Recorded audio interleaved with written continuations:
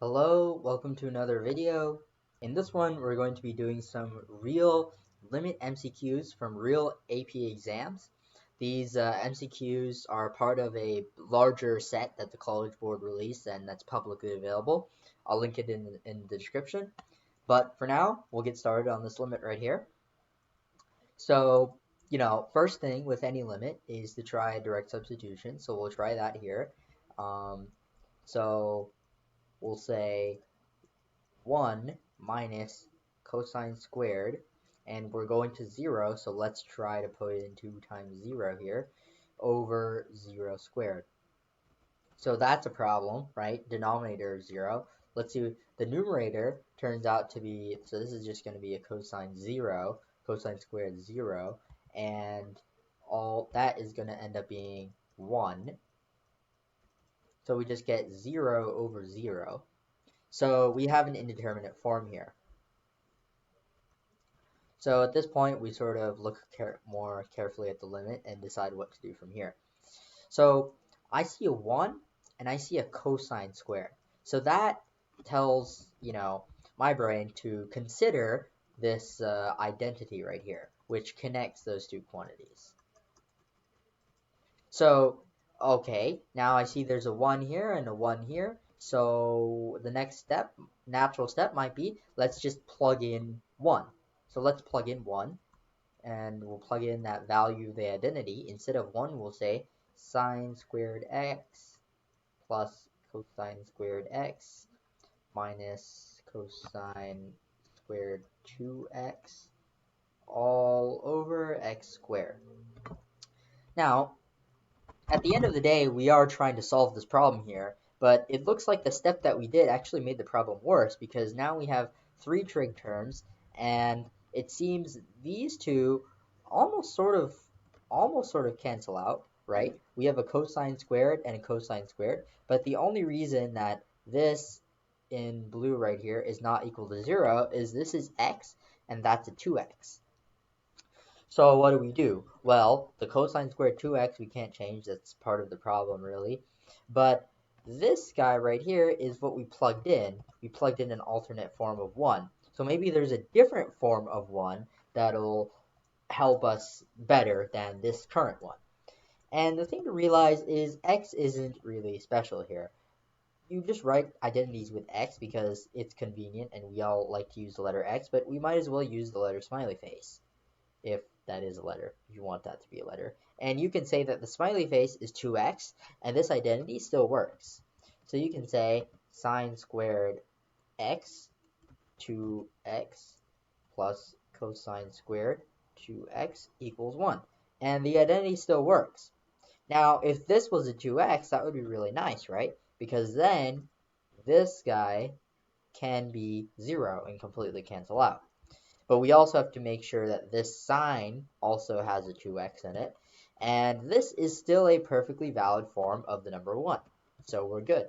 And now this can safely go away to 0. And we're left with limit as x approaches 0 of sine squared 2x over x squared. Now, at this point, the problem looks a little simpler, so that's good.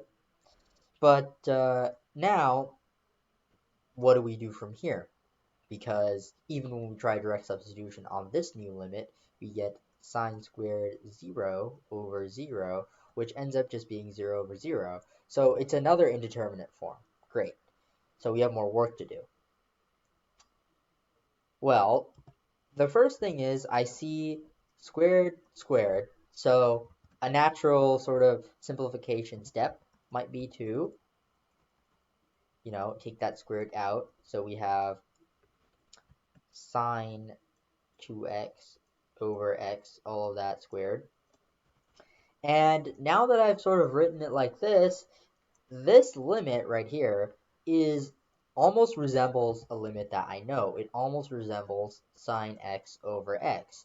And I know because if you know L'Hopital's rule, then you can sort of derive this yourself. But if you might have just been handheld, spoon-fed this limit when you were just beginning your limits, just to get you started, that equals 1.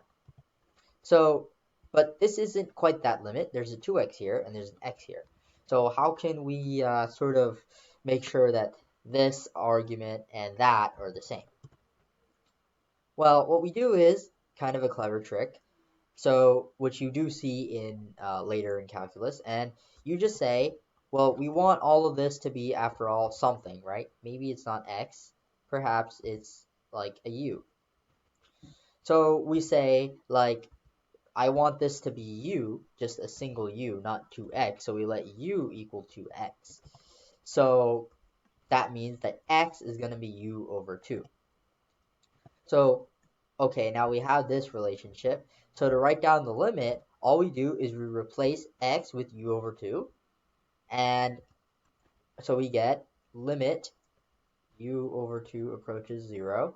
So this right here is going to be a sine. So 2x is u, right? Or you could plug in u over 2 if you want, but either way you would just get u over 2. U over 2 squared. So at this point, you can, so in general, this is not, you can't necessarily do this for all functions humanly that you can think of. But if the u function that you substitute is continuous, then it'll work, as in this limit will give you the same value as this one. So you go over here, and if u over 2 is approaching 0, then u is also approaching 0, right? So you can say limit u approaching 0. So now we can do a bit of simplification. So this 1/2 actually becomes a 4, and that will be sine u over u squared.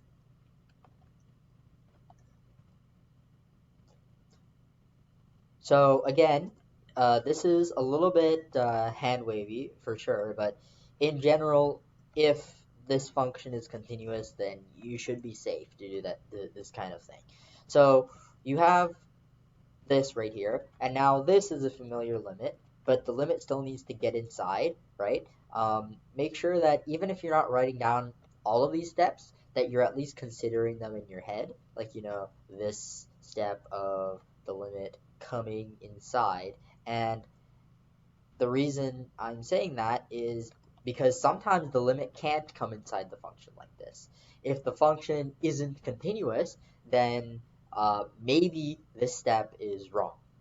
And that is definitely something that they might trick you on the AP exam. So here, at this point, since the squared function is continuous, we can bring this in. And at this point, we have u approaching 0, so that becomes 4 times 1 squared, and finally we arrive at 4. So our answer choice is going to be choice